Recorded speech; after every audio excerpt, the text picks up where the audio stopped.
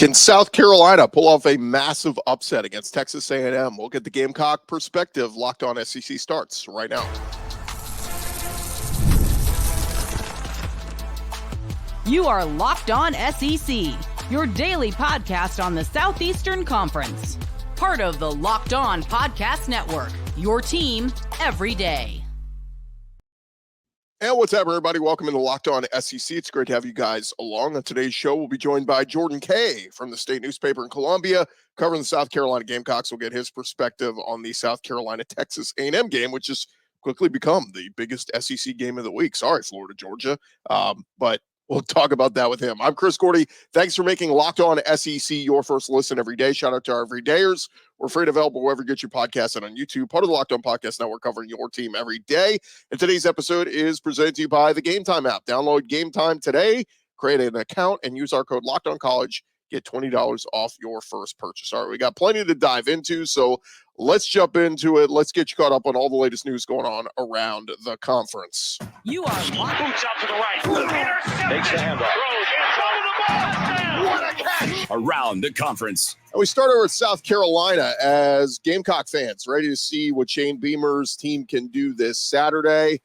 Meanwhile, Mike Elko and his team coming off of a big win over LSU last week. South Carolina 4-3 on the season, but they are 0-3 against ranked opponents this season. They did come close to knocking off LSU and Alabama, but South Carolina excited to see if they can pull it off. By the way, I did see the broadcast team. While it is the primetime night game on ABC, they will not be getting the prime crew. They will be getting Sean McDonough, Greg McElroy, and Molly McGrath on the broadcast. ESPN's assignments coming out yesterday. They will actually send Chris Fowler, Kirk Herbstreit, and Holly Rowe to Jacksonville to cover Florida and Georgia. So just a little bit of a tweak there. For so long was the 2:30 Central, 3:30 Eastern game on CBS. So used to hearing, Brad Nessler and Gary Danielson and that crew call this game, and now it'll be Chris Fowler and Kirk Herbstreit for the first time in seemingly a long time. Those guys getting to cover Georgia, Florida. So that will be interesting. But over on A&M side of things, Texas A&M and some of the comments made by Mike Elko after the game over the weekend. Of course, some people thought he took a shot at Jimbo Fisher, and of course he apologized about it, said it was not at Jimbo Fisher. But Reese Davis on his podcast, the College Game Day podcast, talked about that topic and also talked about this A&M team and said, look, after that first weekend when they played Notre Dame, it looked like, okay, they played hard, they played tough, but it's going to take Mike Elko a little while to build this thing up. Well, a little while has arrived. He said, now this will probably not be what Aggies are referred to as good bull, but I believe it's not bull, it's the truth. A&M is not the best team in the SEC. They're also not the second best team in the SEC, but they are the team to beat all the teams in the SEC so far, and the only one at the top of the standings with a 5-0 record. He said everything is scheduled, set up nicely for them. Their biggest, most difficult games have been and will be at home, and they came through last week against LSU. We will see what they're able to do this weekend against South Carolina. Reese Davis went on to say, for perhaps the most loyal alumni base on the face of the earth, Texas A&M, for the most tightly woven group of fans who know all the hand signals to each other, know all of whoop and howdy, gig 'em, all that stuff. They know what all of it means. Everybody does. Yet they have not won a national championship since 1939.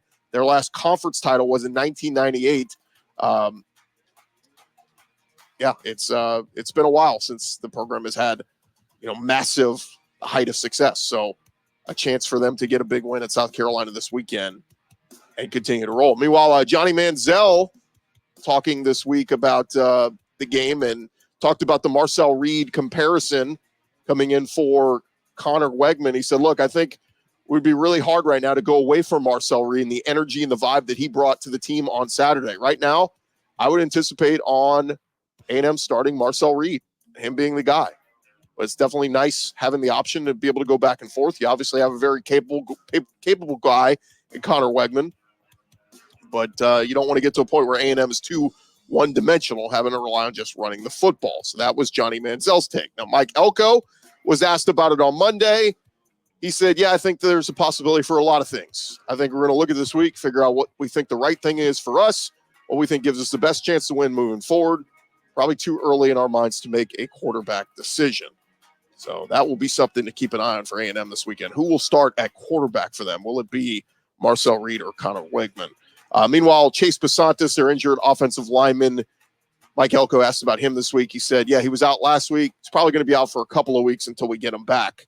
So we'll see where he is as he progresses. Seemed to do just fine without him, though, on that O-line. All right, over at Ole Miss, Lane Kiffin, the Ole Miss Rebels, getting ready for a big showdown against Arkansas. Lane Kiffin getting ready to prepare for Taylen Green and telling the media, quote, we have to do a great job of containing him. He's a guy who's talented, and as long as they come, that is a well-coached team all around Arkansas. So it'll be tough go for Lane Kiffin's bunch defensively to slow down Taylen Green. He had a monster week last week at Mississippi State. Meanwhile, for Arkansas, they're going to have their hands full with Ole Miss quarterback Jaxson Dart. And Sam Pittman comparing him to Patrick Mahomes, saying, quote, he's got to graduate sometime. You got to get out of there. He's just outstanding. The thing that you don't really realize of him, or maybe you do, his ability to run. He can throw. He's got Mahomes-like stuff. I'm comparing the magic throws that he makes because he can make them. I mean, you're going, how did he do that? Or he's super dangerous as well as that he can run, and he's very, very competitive, very, very confident, and he's the type of guy you want leading your program. So both coaches, very complimentary of the quarterbacks they're going to face. Over at Missouri, it was interesting. Josh Pate over at CBS, he went on a whole rant earlier this week about he couldn't believe Mizzou was still ranked after that beatdown at the hands of Alabama. Eli Drinkwitz's crew, they are 0-2 against ranked opponents so far this year. They lost 34-0 this past weekend, but still received enough votes to be the number 25 team in the AP poll. Josh Pate saying, look, they've played two ranked SEC teams, and they've been outscored in those games 75-10. He said the most egregious crime of all is that the Associated Press still has them ranked. The AP will have to answer for those crimes in due time. I agree. I was a little shocked when I saw the rankings come out. I saw somebody in our comments on YouTube said they're just doing that to give Bama another quality win. Well, I mean, if Bama beats LSU, it doesn't matter what Mizzou is ranked, right? But we shall see as we go down the road. No offense to Mizzou, no offense to our guy Eli Drinkwitz. It just A&M or Mizzou has not looked great as of late. I don't know if they should still be ranked as a top 25 team. Over at Florida, the mayor of Jacksonville having a press conference on Tuesday said that they are extraordinarily optimistic. A new contract will be signed between the University of Florida and University of Georgia that will keep the traditional rivalry game in Jacksonville from 2028 and beyond. Mayor saying two schools have made great progress in several months of meetings. She anticipates an official announcement on the continuation of the game in Jacksonville will come very, very soon. So we're very excited about it, very optimistic. Of course, the reason that the game will not continue in Jacksonville until 2028 is because Everbank Stadium is going to be undergoing a renovation project that will ship the Florida-Georgia game to two neutral sites in 26 and 27. But game will be in Jacksonville this weekend. Kickoff set for 2:30 Central, 3:30 Eastern on ABC. And number 2 ranked Bulldogs looking ready to take on Billy Napier's crew and see what Florida shows up. Steve Spurrier, he is optimistic about Florida. He's told the Another Duly Noted podcast, our team will go into this game with some confidence now that we played very well in our last game. We should have beat Tennessee, but we didn't. We didn't make the plays, but when you're inside the 20-yard line 4 times to get 3 points, you're not going to win much of anything. We need to go over and play well, but we're capable of scoring touchdowns instead of kicking field goals. If we can do that, we certainly have a chance to win this game. Steve Spurrier, optimistic about Florida's chances in their annual rivalry game against the Georgia Bulldogs. Say this, Carson Beck's got 8 interceptions over his last 4 games. If he wants to throw the ball over to Florida's side, I'm sure that will help the Gators' chances of an upset. Over at Vanderbilt, Clark Lee talking with the media this week, talking about his team and saying they thought the refs got one wrong or took some momentum away from them on Saturday. The score was tied 7-7. Vanderbilt was facing a 4th and 1 from their own 34. Clark Lee opted to keep his offense on the field. Diego Pavia turned to the sideline as well as several members of the offense. And tight end Eli Stowers snuck under center, took a snap, handed the ball to junior receiver Junior Sherrill, who ran 9 yards on a sweep for a first down, but they were flagged. Receiver Quincy Skinner tagged with an illegal formation penalty for having his shoulders turned to the sideline. Clark Lee said, "I'm disappointed in that call. There's a conversation to be had about it. He's on the line of scrimmage," and the explanation I got was that you can't be on the line of scrimmage and have your shoulders turned. So it was a moment for us to be aggressive. So it was a great play call. We executed it. Just hate it when officiating gets in the way of a game. And before we talk to Jordan Kaye here to get the South Carolina perspective on things, just wanted to give you our Week 10 SEC rankings. We've got Georgia sitting at the top, number 1, Texas A&M coming at number 2, Texas at number 3, Tennessee at 4, LSU I put at 5, ahead of Alabama at 6. I just look at the losses, right? LSU lost to USC in a neutral field, and then lost to Alabama, A&M in their house. Alabama lost to Tennessee in their house, so those kind of wash out. But losing at Vandy, I think that one, I ding Alabama. And look, Vandy's turned into a nice competitive team. I just think there's no planet where Alabama should ever lose to Vandy. So regardless, that's why I've got LSU at 5, Bama at 6, Vandy at 7, Ole Miss at 8, Mizzou at 9, Arkansas at 10, South Carolina 11, Florida at 12, Auburn 13, Oklahoma 14, and then coming up the rear, 15, Kentucky, and 16, Mississippi State. I was starting to get high on Mississippi State, but man, they sure let us down last week and just absolutely getting rolled by Arkansas. There you have it. That is the latest going on around the conference. Coming up next, we'll talk with Jordan Kaye, get the South Carolina perspective ahead of this big game against Texas A&M in Columbia.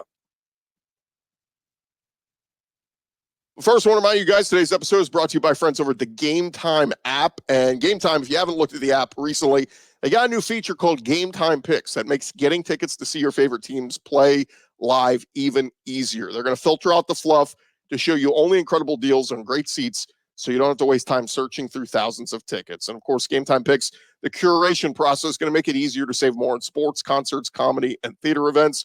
The all-in pricing feature, I love that one. You got to toggle it on, but when you select all-in pricing, it's going to show your total upfront with no surprise fees at checkout. That is the price you're going to pay. Seat views, of course, you get a panoramic view from your seat in the app before you buy. Go check them out and take the guesswork out of buying tickets with Game Time Picks. I was checking them all last week to make sure that we got the best price on Texas A&M tickets this past weekend. Download the Game Time app, create an account, use our code LOCKEDONCollege for $20 off your first purchase. If you've never used them before, terms apply. Create an account, redeem our code LOCKEDONCollege. Get $20 off. Download Game Time today. Of course, as I always say, what time is it? It is game time. We're along here, Locked On SEC, and always pleasure to talk with this guy. We have him on every now and then to talk all things South Carolina. He is Jordan Kaye of the state newspaper there in Columbia, covering South Carolina. Jordan, welcome in, man. I bet a few weeks ago you didn't expect you guys would have the SEC game of the week this week in Columbia. No, not at all. This was basically just billed as the only night game at Williams-Brice, SEC night game at Williams-Brice, and all of a sudden it has real implications. So did not see this coming a month and a half ago. Yeah, it's wild. A&M gets the monster win over LSU last week, and so now they're the conference's lone unbeaten team in conference play. Let's touch on South Carolina a little bit. Last time we saw them a week and a half ago, they were beating the ever-loving Jesus out of Oklahoma in Norman 35-9, and that came on the heels off of a close loss to Alabama in Tuscaloosa. So sitting at 4-3 overall, where is this team right now, kind of resting up and coming off a bye week? I think they're in a good spot. You look at their schedule and how they performed against the ranked teams. Aside from the Ole Miss blowout, we're right there with LSU. Aside from some officiating things, probably win that game. Had a chance at, a winning field goal against Alabama. You lose that one. And then you win all the games you needed to win. They haven't lost to an unranked opponent yet. They beat Oklahoma handily. They beat Kentucky handily. They're on track right now for a bowl game, and coming off a 5-7 season last year, that's what they needed. Like, this is a team that needs to get back on the right track, and a bowl game would at least get you there. Right now, you got Vandy, Mizzou, Wofford FCS game. I mean, there's a path right now to 7-8 wins if somehow they pull an upset somewhere. What, in your opinion, what is this team's biggest strength? I mean, obviously, we talk a lot about that defensive line and that pass rush, and Yeah. but LaNorris Sellers has gotten better. The run game has been better at times. I mean, there's a lot of different areas. But what would you say is their biggest strength? It's without a doubt the defense. I mean, that unit has just kept them in every single game and almost overcompensated for the lack of offense. Where last week against or 2 weeks ago against Oklahoma, they get a pick six and then a return a fumble, and all of a sudden it's like the offense doesn't really matter what they do. They had one of the worst third quarters of the season. Didn't matter because the defense basically put it on them. That the pass rush is so dominant and so good. All those guys are basically vets except for the 5-star true freshman Dylan Stewart. So they're fantastic. And then you've got a back end that's really long and athletic and is there to make plays. I mean, the pressure does about 90% of the work, and you kind of just need some guys to be in the right places at times. Yeah, it's I mean, look, you can't say enough about what they've done up front. And Kyle Kennard, I remember when he entered the portal in 4 strong years at Georgia Tech, and then says he's coming to South Carolina. I'm like, okay, he had 6 sacks last year at Georgia Tech. Maybe this could be pretty good. But from sitting at what is it, 8.5 right now, and like we still got plenty more games left to be played. He's certainly helping his draft stock. He is on pace right now, which I thought it was a crazy number. I think Jadeveon Clowney has the school record with 12.5 or 13.5 sacks. So he might be in Columbia for 1 year and have the school record for sacks. So yeah, I mean, I remember the transfer portal, and obviously to get a veteran, from the ACC, had a decent year last season. You expect him to start to play well, but I don't think anyone even envision half of what he's doing right now. And you're right. He's turned himself probably into a 1st-round draft pick, I would assume. If not, at least making a lot of money.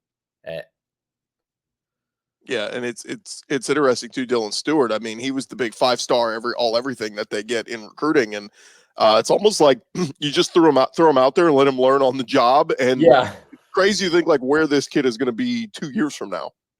Oh, no doubt. I mean, he's shown flashes of like he's a number 1 pass rusher on a defense, but I mean, I would think that Kennard has to attribute some of his numbers not only to the defensive tackles who take up a lot of blocks, but you can't double team Kyle Kennard because then Dylan Stewart's one-on-one and he's getting after it. And so, these offenses are having to play South Carolina more straight up than they would want to. You'd want to probably double a lot of guys, and they just can't do that. And so, yeah, Kyle Kennard is getting helped out because Dylan Stewart is, drawing some of those double teams too. But yeah, he makes plays, not necessarily the numbers of sacks, but I mean, you look at some of the interceptions that South Carolina's gotten, some of the big plays, the big stops. It seems like Dylan Stewart is like always right there, and maybe it doesn't show up as a tackle for loss or doesn't show up as a sack, but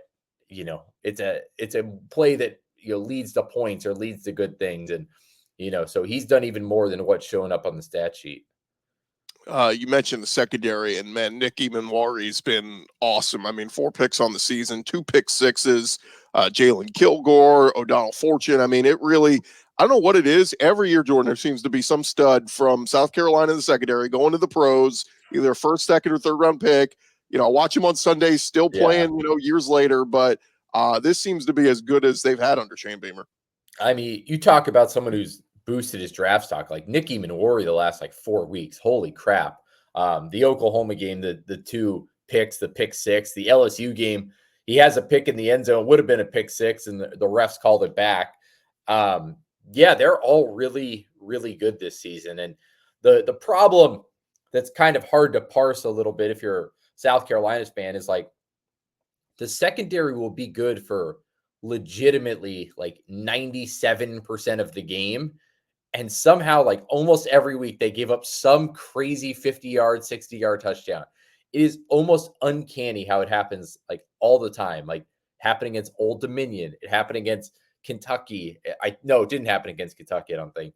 Happened against Oklahoma, Ole Miss, LSU, Alabama. It's just very bizarre. It's so, they have been very good. They haven't allowed a lot of, touchdowns in the red zone. They've been very good there, but it's one big play seems like always just get them. And, if they can just trim that against Texas A&M and not allow a deep pass down the field or allowing Marcel Reed to run for 65 yards one time, they should be in good shape.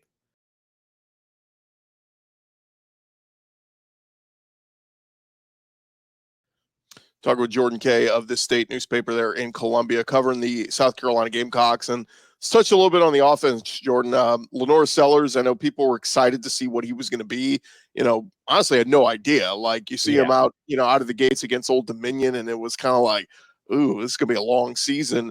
And then we saw him make some plays in that Kentucky game, and then, LSU before he gets hurt. But really since then, I mean, these last couple of games, particularly against Alabama and Oklahoma, the completion percentages starting to come up. And then Shane Beamer announced today that sounds like wide receiver Jared Brown is going to be back. So seems like this offense is pretty healthy, getting ready for this game.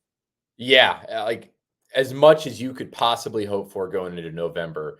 This was a team last year that basically had like 10 offensive line injuries, 7 starters were injured at this point in the season, and they were just fighting to get healthy. That is not the problem this year. The problem is, you've got an offensive line that's just struggled, not because of injuries, just because they've struggled. It's a lot of, transfers, a lot of young guys that haven't played a ton. There's not a ton of continuity or veteran presence on there. And so they've struggled. And because of that, everything else has struggled. I mean, LaNorris Sellers hasn't had a lot of time. And so your receivers don't have a lot of time.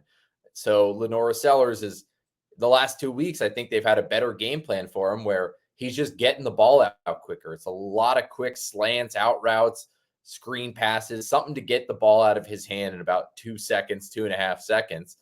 And as a result, he's like completed over 70% of his passes. Now, does that mean the offense is great? Like, no, because, they're not, passing for 200 yards. It's, it's a lot of these dump off passes and they're not turning it into big explosive plays. Same with the running game. I mean, Rocket Sanders has really struggled the last month. How much of that do you put on him? How much do you put on the offensive line? How much is Sellers? Is he not pulling the ball when he should be? It's hard to really pinpoint one thing with this offense. It just seems to be like these puzzle pieces all over the place. And you're like, how do you get them to fit? And that's not exactly the thing you want to be figuring out in November. I think we said that in October too. It's like, well, not exactly like an easy fix. And that's the problem is like, you've got 5 games left and it's like, did they do something during the bye week, something drastic that is going to show itself against Texas A&M, or, did they think small tweaks were going to be able to fix it? And, I don't know if you can fix it this late in the season, but I'm sure they're going to try and throw some wrinkle in there against A&M. Last week in the win over LSU, we saw A&M. Connor Weigman started and was not good for a half. LSU did a good job of shutting him down. Midway through the third quarter, they make a change and they go to Marcel Reed, the redshirt freshman, and he made some plays and ends up helping win the game. And so now the question is, who are they going to start? And it sounds like Mike Elko's been pretty mum on it. And A&M, I don't know, we might see both quarterbacks, but what's the thought there in South Carolina? I mean, I guess you got a game plan for both guys, right? Yeah, that's kind of what they talked about. It didn't seem like they were leaning one way or the other. And sometimes, guys will tip the hand a little bit and be like, well, we're kind of watching, all this guy. I don't know. You watch that game. I don't see how you don't start Marcel Reed. Like right. what he did in the second half. I mean, that was spectacular. I think if you're South Carolina, you'd probably much rather see Connor Weigman in there. What Marcel Reed does with his legs, I think, can just exploit South Carolina a little bit, because all of a sudden you've got to keep Kennard and Dylan Stewart honest a little bit. They're not going to be able to just go pin their ears back and go after him, because he could just run out of the pocket. And South Carolina really hasn't faced like a great running quarterback. They faced Jalen Milroe. I guess, you can call him a really good, rushing quarterback. They held him in check pretty well. He still got out of some stuff. So perhaps it'll be similar to that and they can kind of keep him in check. But I think if you're looking at the defense, a rushing quarterback could present some problems. And what's crazy to think too is if they end up playing Marcel Reed in this one, you're talking about 2 redshirt freshman quarterbacks in this one. And I mean, this could be a matchup we see down the road because both these teams are going to play again next year in College Station.